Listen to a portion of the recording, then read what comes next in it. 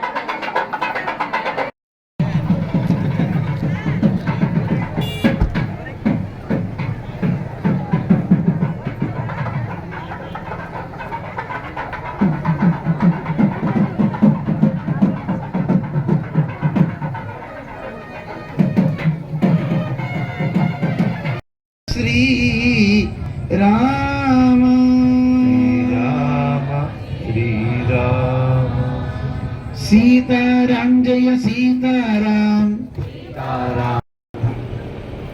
నామ ఉచ్చార్య పావయన్ శివ అంటారు. ఎవరి పేరు ఉచ్చరిస్తే మంగళాలు కలుగుతాయో, మంగళాలు చేస్తారో వాళ్ళకి పేరు శివ అని పేరు. ఎవరు శివ అంటే సీతారాం సీతారాం సీతారాం సీతారాం.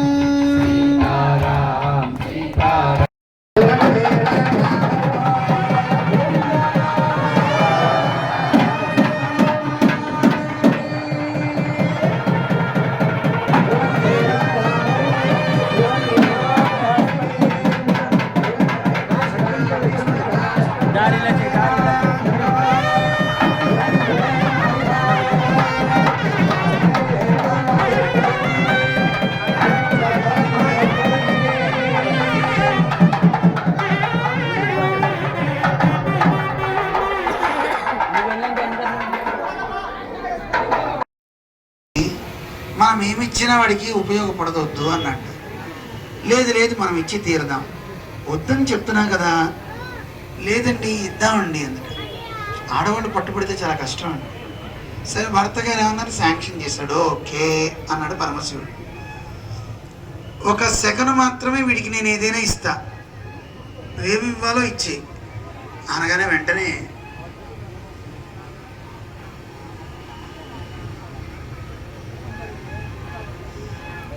ఏమైందో తెలుసిన, ఒక నిమిషం సమయం కాగానే బంగారపు నాణాల మూట వీడికి ఇస్తా అని అమ్మ అనుకుంటాడు. లేదు నాణాలే వర్షంగా కురిపిస్తా అనుకుంది. అనుకోగానే ఏం జరిగిందో తెలిసిన అండి, వీడు అప్పటిదాకా వెళ్తున్న మనం ఏమిచ్చినా వాడికి ఉపయోగపడదొద్దు అన్నట్టు. లేదు లేదు మనం ఇచ్చి తీరదాం, వద్దని చెప్తున్నాం కదా, లేదండి ఇద్దామండి అందుకే. ఆడవాళ్ళు పట్టుబడితే చాలా కష్టం అండి. సరే భర్త గారు ఏమన్నారు, శాంక్షన్ చేశాడు, ఓకే అన్నాడు పరమశివుడు. ఒక సెకండ్ మాత్రమే వీడికి నేను ఏదైనా ఇస్తా, ఏమి ఇవ్వాలో ఇచ్చి అనగానే వెంటనే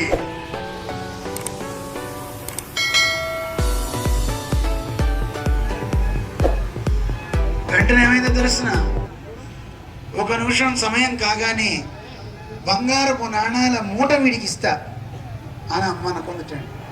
లేదు నాణాలే వర్షంగా కురిపిస్తా అనుకుంది. అనుకోగానే ఏం జరిగిందో తెలిసిన అండి, వీడు అప్పటిదాకా వెళ్తున్న చాలా ఎక్కువ. పార్వతీదేవి అంతటా పాపం వాడికి ఏం లేదు, వాడిని చూస్తే జాలే. దేవుడి దగ్గర ఒక గొప్ప గుణం ఉందండి, అన్నీ ఆయనే ఇస్తాడు, మళ్ళీ తిరిగి ఎవడన్నా ఇస్తే ఆయన ఉప్పొంగిపోతాడట. పొట్టివాడుగా ఉన్నవాడు త్రివిక్రముడు అయిపోతాడు, అయిపోయి అన్నీ మనకి ఇచ్చేస్తాడు, తన పాదాన్ని మన ఎత్తులు పెడతాడు. కానీ మనం చాలా గొప్పవాళ్ళం, అన్నీ ఆయన దగ్గర తీసుకుని వెనక దాచేసి నా దగ్గర ఏం లేవంట. మనం అలాంటి వాళ్ళం.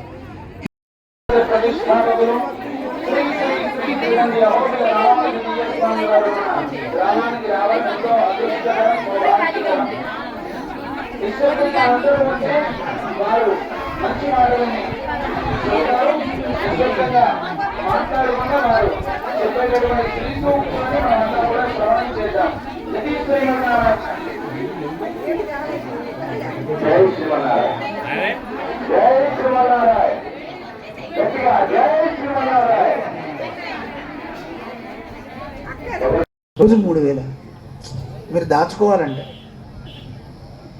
చెప్పండి, రోజుకు దాచుకోవడానికి ఎంత పెట్టుకుంటారు? సంవత్సరానికి ఒకసారి ఇవ్వాలంటే ఒకేసారి ఇవ్వలేరు అనుకుంటా, ఉండి పెట్టుకోండి. రోజుకు 10 రూపాయలు దాస్తే నెలకి ఎంత అవుతుంది? 300 రూపాయలు అవుతుందా? అవుదా?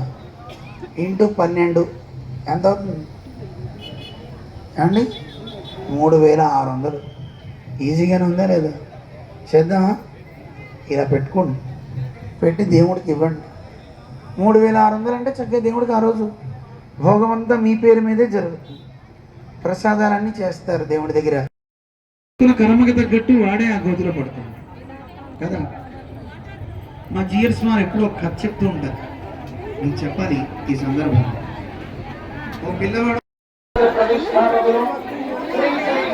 శ్రీనంది అమోఘ రామానుజీయ స్వామి వారు గ్రామానికి రావడంతో అదృష్టకరం సౌభాగ్యకరం.